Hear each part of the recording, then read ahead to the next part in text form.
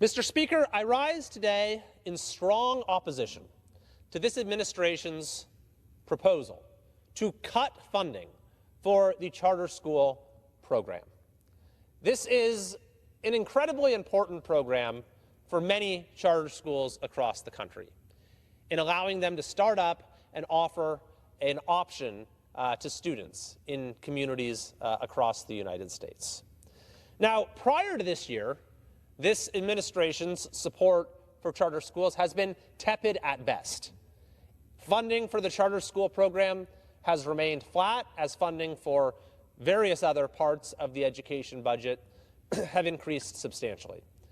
And yet this year, the administration went a step further. Its proposed budget for the Department of Education proposes a $40 million cut to the charter school program, from $440 million to $400 million. Now, Secretary Cardona was asked about this at today's hearing.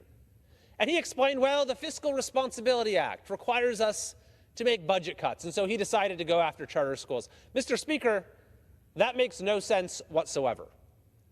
The department is asking for a significant increase in its budget this year, a $3.7 billion increase so that its overall discretionary budget is $82.5 billion.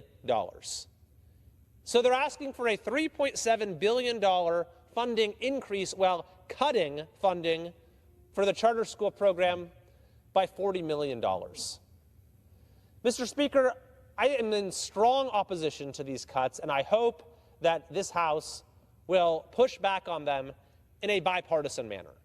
Because the reality is that charter schools across the country have made tremendous progress in closing achievement gaps and expanding the options that are available to parents.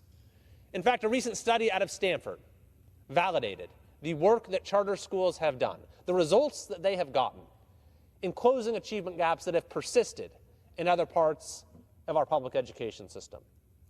The reality is that there are far too many communities in this country, particularly in my state of California, where schools simply are not getting the job done, where the neighborhood school that young people, that kids are assigned to, does not teach them to read in the way that it should, does not teach them math in the way that it should, leaving them ill-prepared for success in life. But in many of these communities, you've had charters like KIPP Academy, many others, that have started up, that have done things differently, that have had high expectations, and that have made significant gains, that have gotten kids reading above grade level, outperforming their peers in other schools in math, and putting them on a path to future opportunity and success in life. But that is exactly what this proposal from this administration is going to cut funding for.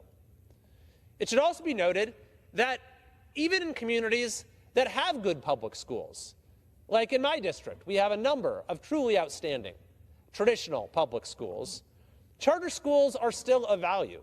We have a number of terrific charter schools as well, and they might be right for some families, but not for others. But that's the entire point, is that not every student is the same, not every family is the same, and allowing a variety of options, some of which might have different focuses or a different approach to pedagogy, or might offer immersion education or a focus on career technical education. This empowers parents to make the choice that is right for their child and their family. So I find it completely unacceptable that this administration is withdrawing support for charter schools. I also find it unacceptable that my state of California has taken a number of steps in recent years to make it more difficult to start up, to operate, to renew charter schools. And what we need to do is look to the success that many charters have had to draw lessons that we can then use to improve public education across this country so that every child in America has access to a quality education as they deserve.